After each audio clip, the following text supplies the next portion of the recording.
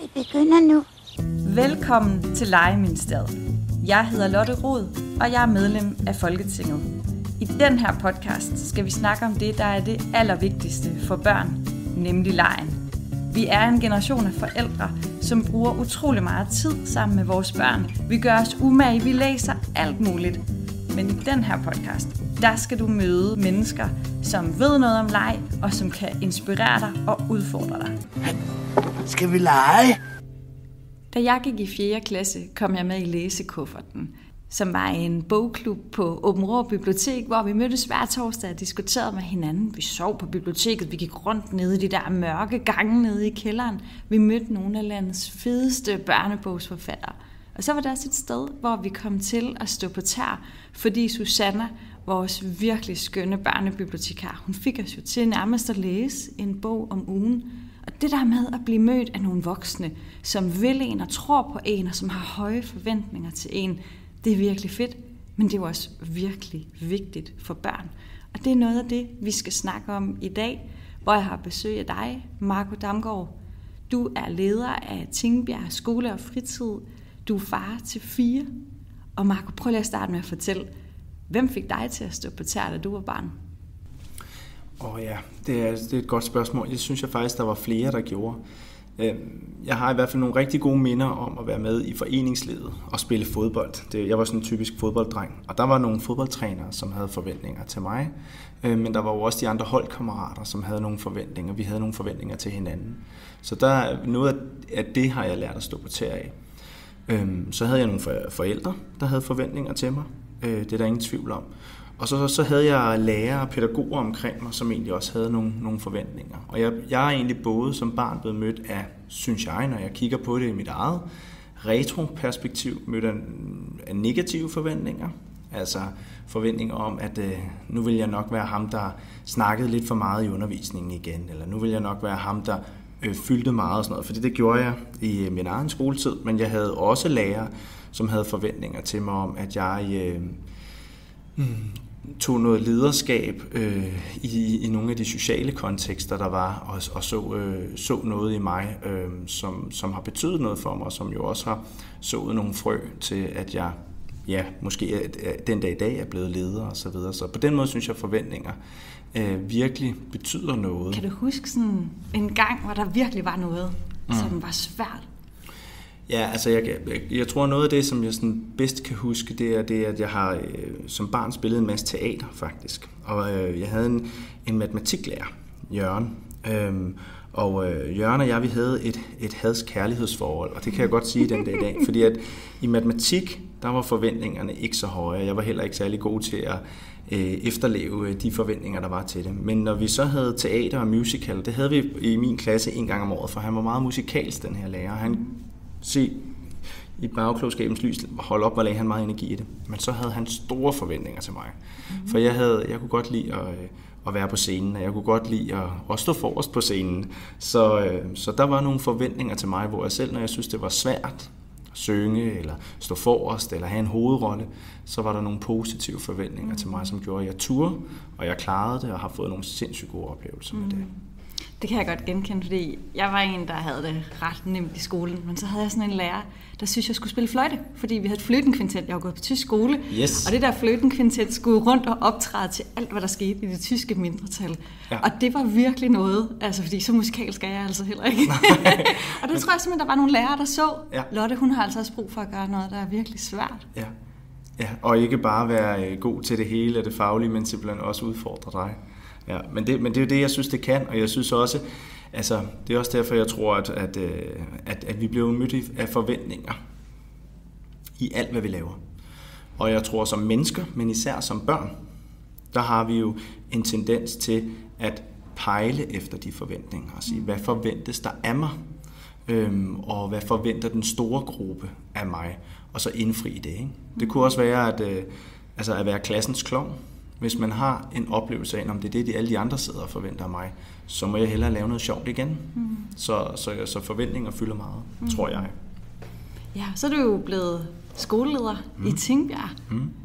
Og så på et eller andet tidspunkt, så kommer du til at kigge på, hvad det er, I forventer af de unge der. Hvad er det, der pludselig slår dig? Jamen det er flere ting.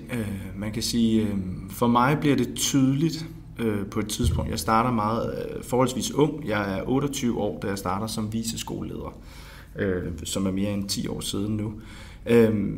Og det fællesskab, jeg bliver en del af, der kan jeg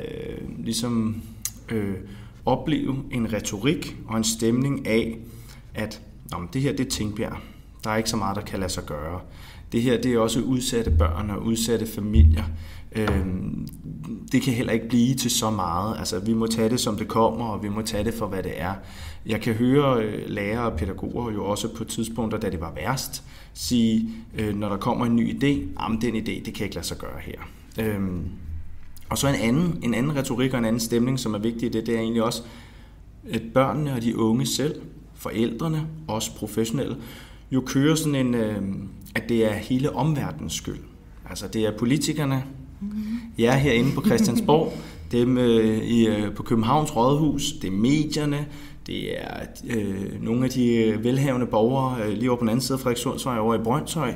Det er deres skyld, og det er dem, der peger på Tingbjerg og gør det hele svært for Tingbjerg. Og det kan der være nogle ting, der er rigtige i, fordi der er jo altid sådan nuancer i tingene, men det, der var meget tydeligt, var, at der var ikke nogen, der sagde, men hvad kan vi gøre? Hvad går vi rundt og forventer af hinanden her i vores fællesskab i Tingbjerg? Og det kan være de professionelle, men det kunne lige så godt også være forældre og børn. Hvad har vi af forventninger til hinanden? Så på den måde var min oplevelse, at der var misvisende og negative forventninger til hinanden på kryds og tværs i det der fællesskab, vi havde i Tingbjerg. Hvad kunne det være, at lærere forventede af en elev? Jamen, vi lavede jo simpelthen noget, der hedder Tingbjerg-undersøgelsen, sammen med en sociolog, som hedder Aydin Soye, og 2 lektorer fra Københavns Universitet, 2 kriminologer, Flemming og Lars, og der lavede vi jo en undersøgelse om det, der hedder flertalsmisforståelser. Og det var Aydin, der egentlig ringede til mig. Jeg blev skoleleder i 2017, og han ringede til mig, og han sagde, jeg har en tese om, at alle går rundt og har misvisende og negative forventninger af hinanden i sådan nogle her udsatte boligområder. Hvad siger I, Tingbjerg, til at ligesom at være frontløber på at sige, kan vi lave en undersøgelse på det? Og det gjorde vi.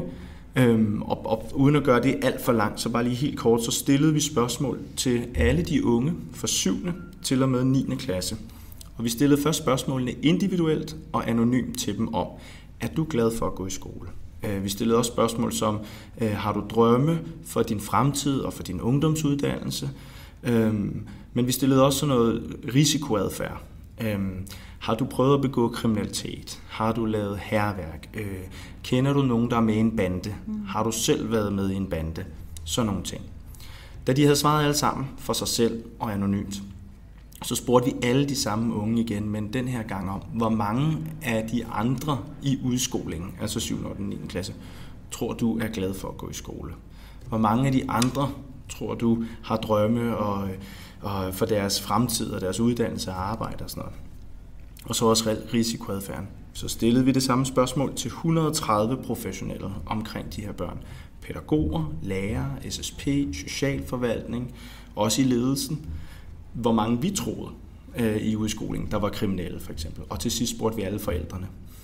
Og det, der var vigtigt i den her undersøgelse, det var, at den desværre, både desværre, men også heldigvis viste os det, som var Aydins tese, og som jeg jo godt kunne se lidt igennem de første år som souschef. Og det var, at vi havde misvisende og uretfærdigt negative forventninger til de her unge. Da vi spurgte dem om det her med, at I er glade for at gå i skole, der troede de unge om hinanden, at det ville være lige over 60%, der var glade for at gå i skole. De professionelle troede, det var lige over 50%, og forældrene troede, det var under 50%, der var glade for at gå i skole. I virkeligheden havde 93% af børnene fra 7., 8. og 9. klasse svaret, at de var glade eller meget glade for at gå i skole. Okay, wow. Og det, man skal forstå, det vi blev jo nødt til, det var også at snakke om, der var nogle af udskolingslærerne, som også sagde, at det må være nogen nede i indskolingen, som har svaret så forkert. Og det er jo en helt menneskelig kan man sige, måde at gribe det an på. Men vi bliver nødt til at holde fast i, nej, det her det er også mig som leder. Ja, kan du huske, at du selv svarede? Jamen, altså, jeg kan huske, at jeg svarede forkert. Altså, jeg kan huske, at jeg godt kunne genkende. Vi lavede sådan en seance, kunne man kalde det, en pædagogisk lørdag, hvor alle medarbejdere var med, også forældrene fra skolefritidsbestyrelsen. Og så var det Aydin og de 2 andre fra Københavns Universitet, der fremlagde resultaterne. Og der gik jo sådan en sug igennem os alle sammen. Og så fulgte vi så op ledelsesmæssigt bagefter og sagde, det her det er os, og det starter med os, og vi kan ikke være bekendt at have de her forventninger til børnene. Fordi det vi kan være helt sikre på, det er, hvis vi ikke tror på børnene, så kommer de aldrig til at tro på sig selv. Og det lavede vi jo forældremøder omkring. Det har vi lavet social pejling i klasserne, og vi har lavet mus-samtaler, fokussamtaler, hvor vi har snakket om positive narrativer og positive høje forventninger til alle børn. Så i den bedste af alle verdener, og sådan er vi jo ikke altid, der vil vi jo gerne være de professionelle, være det fællesskab, som møder alle børn med de her positive høje forventninger. Det er uanset deres baggrund, deres ophav, deres forudsætninger. Selvfølgelig bliver vi også udfordret på det. Og selvfølgelig bliver man udfordret på det. Men det at holde det højt, det at holde det i hævd, det at vores børn og unge i Tingbjerg møder voksne, som vil dem, som tror på dem, og som gerne vil stå på tær for dem, men også gerne vil have dem til at stå på tær. Det gør en forskel. Altså jeg er slet ikke i tvivl, og nu kan vi også se i Tingbjerg, at det har gjort en markant forskel. Og en lille sidste ting med det her undersøgelsesværk. Aydin lavede den samme undersøgelse flere år efter. Her for 1,5-2 år siden kom den sidste undersøgelse så ud. Det var med 8 skoler i København. Og Tingbjerg var med som sådan en referenceskole den her gang. Og der var vi nu den skole, hvor de professionelle havde de mest retvisende og højeste forventninger til børn. Så man kan faktisk gøre noget ved det? Ja, men man kan arbejde med det mindset der. Ja. Kan du huske sådan en af de første gange, hvor du pludselig oplevede, nu er det anderledes? Altså en forældre eller et af børnene? Eller? Ja, altså jeg kan huske, hvordan at børnene begyndte at tale om sig selv på. Altså man kunne ligesom mærke stoltheden, det kunne man faktisk i hele vejen. Ikke? Men da vi begyndte at lykkes, da vi ændrede ting, vi ændrede også strukturelle ting, og vi ændrede på nogle ressourcemæssige ting og sådan noget. Alt ret skal jo være ret. Men lærere og pædagoger, som blev stolte over at se, okay, her var der en positiv historie, eller et mål, som vi havde sat os. For eksempel ville vi gerne have langt flere forældre i vores skoledistrikt til at vælge os som skole. Det havde været helt nede på 33%, så vi var jo ikke en distriktsskole, fordi at under halvdelen valgte os. Og vi havde et mål om, at det skulle i hvert fald være over halvdelen. Og da vi begyndte at nå de mål og ændre på nogle ting, så kunne du jo mærke den stolthed, både for forældrene, som nu var på en skole, som flere og flere forældre begyndte at vælge til, men især også for lærere, pædagoger og elever, som kunne se, at det her det var et fællesskab, som betød noget, og som var positivt, og som folk valgte til. For de unge, der var der sådan en klar, tydelig ting, som slog mig. Der var en ung pige, som fortalte mig, at når hun var ude i København og var sammen med andre unge, så fortalte hun, at hun var fra Brønshøj eller København. Men i hvert fald aldrig nogensinde sagde, at hun var fra Tingbjerg. For det var fyldt med for meget skam og for meget stigma. Men den dag i dag, der oplever vi unge, som jo er stolte af nogle af de fortællinger, og nogle af de mønsterbryderfortællinger, som kommer rigtig meget ud fra Tingbjerg. Og som siger, at jeg er fra Tingbjerg, og jeg har gået på Tingbjerg skole og fritid, og det er jeg stolt af. Så det er jo et af de steder, hvor vi virkelig kan se, de her forventninger, det her arbejde, det her positive fællesskab har gjort en forskel. Fedt, det må sgu da også gøre dig stolt. Ja, ingen tvivl. Ingen tvivl. Ja, præcis. Men det gør jo mig mega stolt, og jeg har også brugt det. Altså, jeg har brugt det, fordi det får jeg jo energi af. Jeg har troet på det her lige fra jeg startede, og er på mange måder jo både idealist og pragmatiker. Men idealismen, den lever i mig. Og den tro på børnene og den tro på de unge, den har været meget, meget tydelig, tror jeg, for alle fra start af. Og at holde fast i det, også når nogen kiggede på mig. Jeg har for eksempel engang sagt, på et tidspunkt var vi nede på at være 400 elever på Tingbjerg Skole og Fritid. Jeg sagde, at vi har en drøm om, at vi skal være 600 elever, fordi vi skal tilbage, og vi skal være langt over 50% skal tilvælge os. Når man så ser sine drømme gå i opfyldelse, den dag i dag er vi mere end 600 elever, og snart er der 60% af grunddistriktet, som vælger os som deres første prioritet. Så bliver man jo stolt, og så bliver man glad. Og så har jeg også brugt det aktivt at være, altså som jeg sagde til personale og skolebestyrelse og ledelse, vi skal turde fortælle om de her historier.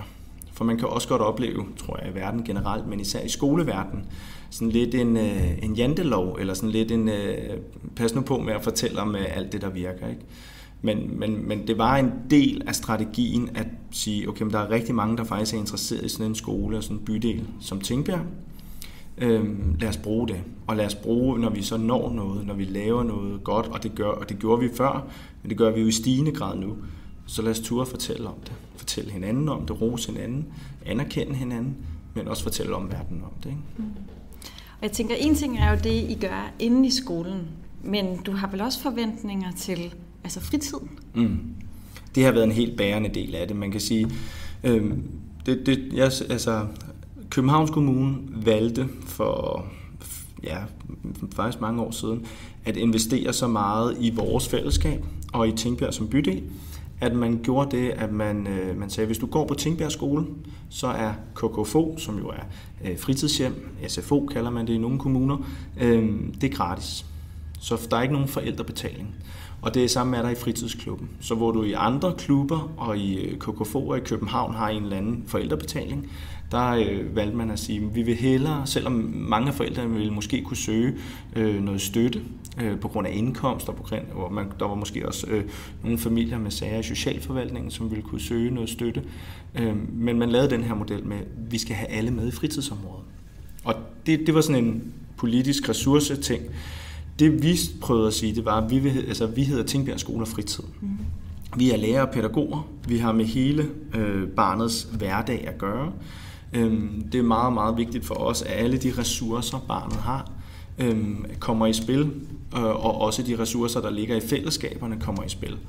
Så når man for eksempel taler om et barn, som kan have det svært i en matematikundervisningskontekst, så kan det være et barn, som har det rigtig godt, når de er i KKF'en og er med i Lego-rummet, eller er med, vi har også en lille bondegård liggende ude i Tingbjerg, er med over sammen med kaninerne og hestene og så videre, og få det sat i spil, så hvordan kan vi bruge det? Så det samarbejde, den fokus på den legende tilgang, den fokus på meget mere. Folkeskolen står jo på 2 ben i min verden, dannelse og uddannelse, og i mit aspekt har de sidste 10-15 år dannelsesaspektet sådan fået alt for lidt plads. Så og i det ligger der nemlig leg, i det ligger der sociale kompetencer, i det ligger der sproglig udvikling, at sætte ord på følelser og alt det her. Og jeg siger ikke, at dannelse skal fylde det hele, og uddannelse skal væk, men det skal bare op på at være på højde med uddannelse, så det fylder lige meget. For det er de færdigheder, tror jeg på, at vi har brug for, når vi skal ud i den ægte verden, ikke i det ægte liv. Så for os var det meget, meget vigtigt, at fritiden fylder, og at vi prioriterer den ressourcemæssigt, at vi prioriterer den kvalitetsmæssigt, og at vi giver alle vores børn og unge muligheden for at vælge de positive fællesskaber til. Ja, fordi hvad kan du se, der sker i fritiden, som ikke bare sker i skolen? Det giver deltagelsesmuligheder. Altså jeg tror, en af de største dagsordner i den her verden, jo i den vestlige verden, og så når man går ned i børne- og ungeområdet, det er jo inklusionsdagsordenen. Og der tror jeg, at fritidsområdet er et totalt, kan man sige, overset emne eller et overset arena, hvor vi faktisk kan gøre rigtig meget for at få mange flere med. På en positiv måde. På en måde, hvor man lykkes, og på en måde, hvor man udvikler sig og ser mening med det og forpligter sig. Det vi kan se, det er jo, at når vi kan skabe fællesskaber fritidsmæssigt, som børnene og de unge kan gå over og være en del af, så bliver de en del af nogle positive fællesskaber. Og sådan helt kort, så tror jeg, at de positive fællesskaber, hvis vi bliver en del af nogle positive, forpligtende fællesskaber, så er det den bedste forebyggelse mod mistrivsel, men egentlig også mod kriminalitet, eller isolering, eller ensomhed. Og det er jo de ting. Altså, når nogle af vores børn i Tingbjerg har svære liv, men hvis de får den succesoplevelse, får det fællesskab, som de faktisk connecter med, så havner de ikke i et bandemiljø. Så havner de ikke alene i en lejlighed med en iPad eller en computer og et eller andet skummelt. Og det er det, jeg tror, vi skal blive langt bedre til. Og det er jo ikke kun i Tingbjerg. Det tænker jeg, det er hele Danmark, hvor vi skal kigge på, hvad giver vi egentlig vores børn af fritidsmuligheder. Ikke? Jamen, så kan jeg også forstå, Marco, det er også noget med, at I har lavet pauserne i skolen også på en særlig måde. Altså, I også siger, vi tager faktisk også pausen alvorligt. Ja, men lige der, hvis vi spoler tiden helt tilbage til der, hvor jeg var viceskoleleder, der gjorde vi det, hvor at vi kiggede på pauserne, fordi at når vi analyserede på det, så var vi lidt alle børn, ikke alle børn, men mange børn var hele tiden i en eller anden form for konflikt. Og der var så højt et konfliktniveau, at der var stressede nervesystemer hos børnene, hos de voksne, og det smittede jo af på os i ledelsen. Jeg kan huske, at nogle gange så kunne jeg komme hjem, der havde jeg de 2 ældste af mine egne børn derhjemme. Og jeg havde brugt al min tid derovre på at være sådan en slags mellemting mellem en konfliktmægler og en dørmand, som viceskoleleder, ikke? Det var virkelig hardcore i starten. At når jeg kom hjem til mine egne børn, så var der kort lunte. Altså tålmodigheden var brugt op, ikke? Og det var hårdt igen set i bagklodskabens lys. Da jeg var i det, der kørte jeg på. Men nogle af de ting, for at komme tilbage til det med pauserne, det vi kunne se, det var jo, at egentlig som det altid har været i folkeskolen, i hvert fald fra da jeg selv gik i folkeskole, så havde vi jo den her helt gamle skematiske opdeling af skolen. Så du har noget undervisning, så har du noget skift, så kommer der en ny lærer ind og laver noget undervisning, og så er der noget pause, og midt på dagen, der ligger der det store frikvarter. Og det store frikvarter er lidt, hvis vi skal være sådan lidt karikeret, så er der 2 gårdvagter derude med en kop kaffe, og så er der ellers survival of the fittest, altså sådan en kamp gående, hvor at jeg var sådan en i folkeskolen, jeg elskede det der sociale spil, og kunne godt have spidse albuer og klare mig godt i det, men når man stod og kiggede på det som voksen, og når vi stod og kiggede på det, så var der jo både børn, der synes det var alt for voldsomt, altså at det var alt for stort, og der var, hvor er det lige, jeg skal trække mig hen og være en del af noget. Der var nogen, der havde det sindssygt svært i de fællesskaber, de ikke var en del af, så hvem hjælper lige mig med at komme ind i en leg? Hvem hjælper mig med at connecte mig til en af grupperne, der sidder og så videre? Og så var der jo de der drenge, men det kunne også være piger, som kedede sig, og som fandt på alt for spændende ting at lave i frikvarteret, som så skulle følges op på efterfølgende. Ikke? Så mange ting, som ikke fungerede. Og timerne, både, altså især efter undervisningstimerne, var jo fyldt med så alt det her også for lærerne og pædagogerne. Så det vi sagde, da folkeskolereformen så kom der tilbage i 13-14, der kom der understøttende undervisning, og det skulle vi finde ud af, hvad vi skulle gøre med. Så sagde vi bruger faktisk noget af den understøttende undervisning ind i pauserne, for at understøtte undervisningen på den måde, at alle skal have en god pause. Og så kaldte vi det den gode elevpause. Og så blev det lærere og pædagoger i fællesskab, som begyndte at sætte aktiviteter i gang, og som var ude. Og vi opgavefordelte og fagfordelte, hedder det sådan, på en helt anden måde. Så nu var der faktisk en voksen per klasse med ude. For mange af de små kunne det stadig være fri leg, men det var stadig med voksne omkring det til at understøtte. Ja, hvad kunne I voksne sætte gang i? Jamen, de kunne jo sætte gang i stikbold. De kunne sætte gang i, at nu sætter vi os herover og tegner herover på de her bordbænke i det her område. Så sætter vi gang i noget så virkelig sådan lidt fritidspædagogik. Altså nogle værksteder ind i... Ja. Total fritid. Noget af det som for fritidspædagogikken, hvor vi havde nogle værksteder, som forskellige børn kunne connecte til, og så kunne man være med i det. Ikke? Op i udskolingen, der blev det jo, og har det jo virkelig været værkstedstanken med, jeg kom engang ind i et klasseværelse, hvor jeg gik igennem. Der var den gode elevpause, og så kommer jeg gående på gangen, og så går jeg ind i et klasseværelse, for jeg skulle lede. Så sidder der en masse unge mennesker og laver yoga, sammen med en af klubpædagogerne inde i det her klasseværelse. Ikke? Fordi det var det, de havde meldt sig til. Og så var der nogle andre, de var nede og spille høvdingbold nede i hallen. Ikke? En af de ting, jeg kan huske, vi også tænkte, apropos det der med aktiviteter, det var, at skolen lukkede i. Det er også en klassiker, tror jeg, man har set på mange folkeskoler. Når der bliver frikvarter, så lukker vi dørene, og så skal alle ud i gården. Men vi havde jo vildt mange gode faciliteter. Vi havde idrætshallen, men vi havde jo også klasselokaler, vi havde faglokaler, hvor man kunne lave nogle spændende ting. Hvis bare der var nogle voksne, der var med til at kunne sætte det i gang på en god måde. Så det gjorde vi. Så det var også ideen om at åbne skolen op, og faktisk lave en aktiv dag. Så hele tankegangen, og det har vi kørt meget med, så har vi måttet justere op og ned og sådan noget. Men ideen om, at alle minutter i skoledagen, skolefritidsdagen, er vigtige for børnenes dannelse og uddannelse, for trivslen, for udviklingen, det skulle vi have med. Og det har gjort en verden til forskel. Altså det gjorde en verden til forskel, og man kan sige, hvis der er nogle skolemennesker derude, der lytter med, så var der selvfølgelig det her spørgsmål med, hvad med, altså de fagprofessionelle sagde, hvad med vores pause? Hvornår har vi så pause? Og der var min påstand var, men hvis vi gør det her, så får I alle sammen en halv times pause, hvor I selv kan sidde i personalerummet, spise jeres frokost, eller gøre, hvad man har lyst til, har brug for den pause, man skal have, og som jeg også synes, man har fortjent. Til gengæld så vi ikke blive forstyrret af, som førhen, at der kommer en eller anden løvende ind i personalerummet og siger, hvor er klasselæreren til 6. A, for der er kæmpe... og det holdt jo stik. Altså det holdt jo stik, det der med... Og man kunne faktisk undervise. Ja, og man kunne undervise, så du kunne have en pause, og du kunne gå ned og undervise timen efter. Ja.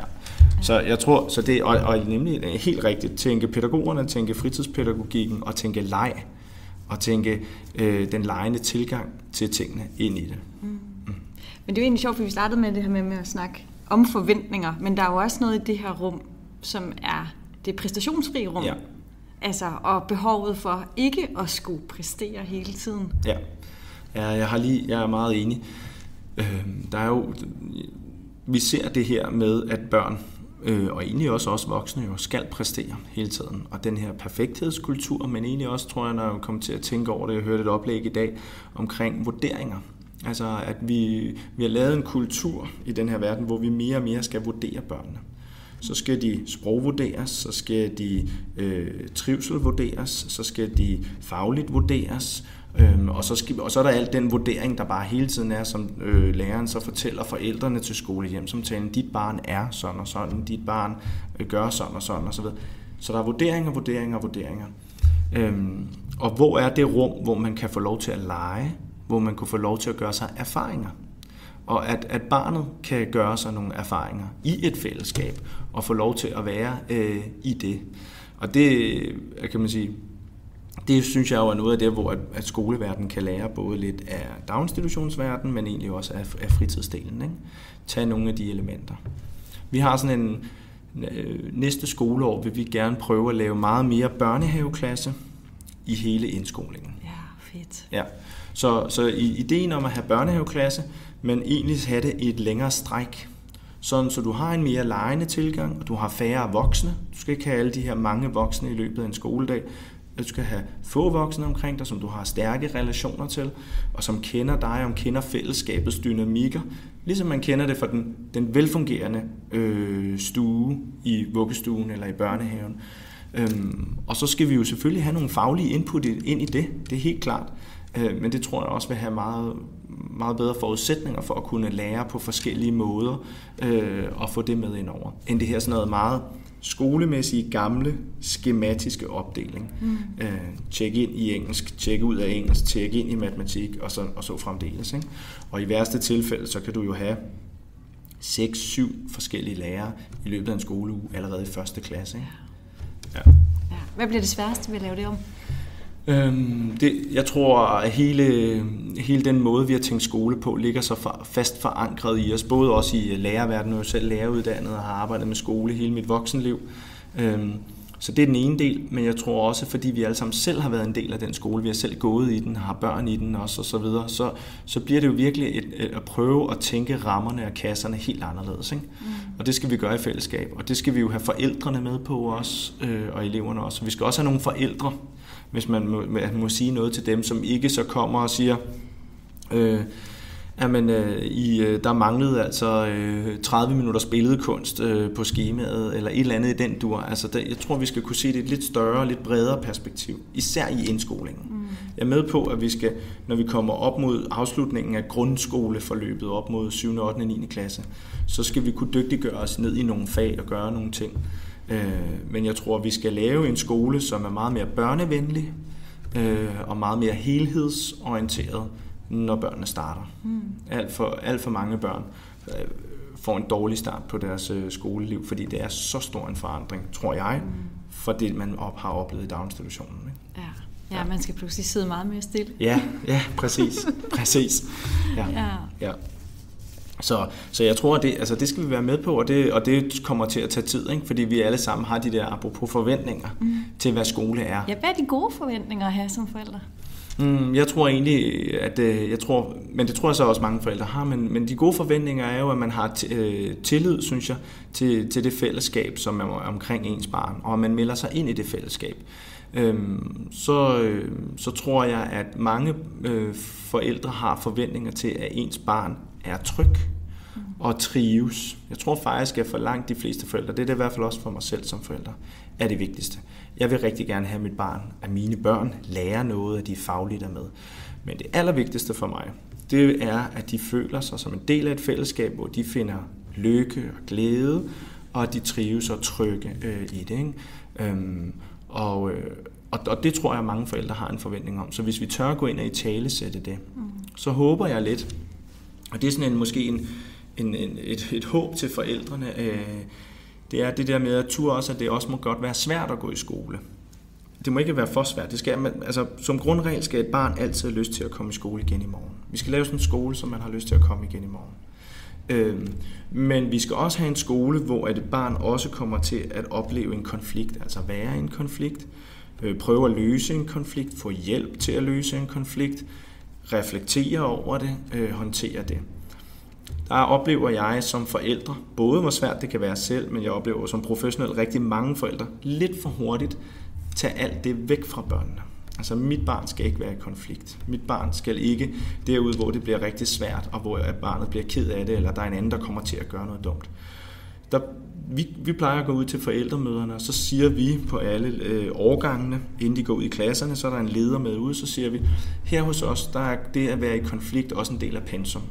Så vi skal bare lige forstå, at de skal ikke være i konflikt hele tiden. Det er ikke det, vi siger, at de barn skal ikke komme hjem hver dag og har været i konflikt hele dagen. Og det er der desværre nogle børn, der oplever, det skal man have handlet på og gjort noget ved. Men det med, at dit barn kommer hjem en dag og fortæller, at man har været en del af en konflikt og været med i en konflikt eller hvad så videre, det skal vi kunne være i. Og så skal vi som de voksne rundt om barnet støtte barnet op i det, og ikke tage det væk fra barnet, men støtte barnet, så barnet også lærer af det og kommer videre i det. Fordi det ved du jo, og det ved jeg, det ved alle, også voksne. Verden er jo fyldt med svære situationer, konfliktfyldte samtaler, vigtige beslutninger, som skal tages, hvor ikke alle kan blive behandlet, måske lige retfærdigt osv.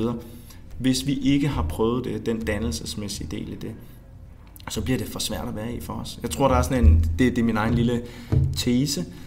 Jeg oplever, at for mange skriver svært. Altså hvis noget bliver svært, så vil man helst skrive det på Facebook, eller en mail, eller en sms, eller sådan noget. Fordi det der med at tage den svære samtale, det har altid været svært og farligt. Men det er blevet endnu mere svært og farligt for mange. Hvor jeg tror, at det skal vi turde komme tilbage til, at livet er også hårdt, også svært, også fyldt med konfliktfyldte samtaler. Ja, du inspirerer mig lige til, min søn, der går i børnehaveklasse, de har lige haft, alle fodbolddrengene har lige holdt møde med klassepædagogen, fordi at de skubbede hinanden og talte grimt. Og nu har de der drenge lavet aftaler med hinanden for, hvornår skal man have gul kort, og de har diskuteret med hinanden, om man så også lige skal tænke sig om i et minut, inden man må komme ind på banen igen. Og at høre de der små drenge have forhandlet, hvordan er vi sammen her? Ja. Nå, men det er jo bare det er fedt. Så fedt. Og lige præcis, i stedet for at tage det helt væk fra dem, så er de faktisk med til selv at sige, hvordan håndterer vi det her, når det opstår, og hvordan kan vi være i det? Er mega fedt. Helt sikkert. Og jeg tror også, altså man kan sige, som forældre kan vi jo nok ikke genkende til det. Min egen hustru, det er jo derfor, at det også kan være godt at være to i det her forældreskab, fordi det er ikke nemt. Altså jeg synes, noget af det bedste, jeg ved i hele verden, det er at være forældre. Og noget af det sværeste, jeg ved i hele verden, det er at være forældre. Og sådan tror jeg, det vil være resten af mit liv. Men da vi fik den første Hugo der, og han var blevet gammel nok til at være ked af det på en måde, hvor det ikke bare, jeg er sulten, eller jeg er et eller andet, men det var noget følelsesmæssigt ked af det. Så havde jeg jo med det samme instinktivt lyst til at tage det fra ham. Så hvordan kan jeg fikse det? Hvordan kan jeg være... Hvor min hustru jo også sagde til mig, men vi bliver også nødt til, altså han bliver også nødt til at være i det. Og så må vi støtte ham i det, bare komme op i, at den følelse, men vi kan ikke bare fjerne det og tage det væk. Og det tror jeg sådan, for mig var det i hvert fald en god lille huskeregel som far. Og det tror jeg, vi skal have, hvis vi kan skabe en folkeskole og et fællesskab, hvor vi også har tillid til hinanden, at der er nogen, og så skal der selvfølgelig også være nogle voksne i den anden ende, som passer på børnene, og som har omsorg for børnene og vil dem. Men så skal vi have tillid til, at de må også godt være kede af det en gang imellem, og de må også godt være i en svær situation. Men der er faktisk nogle voksne, som nok skal passe på dem og støtte dem. De kan ikke tage det fra dem, men de er der, og vil dem det bedste.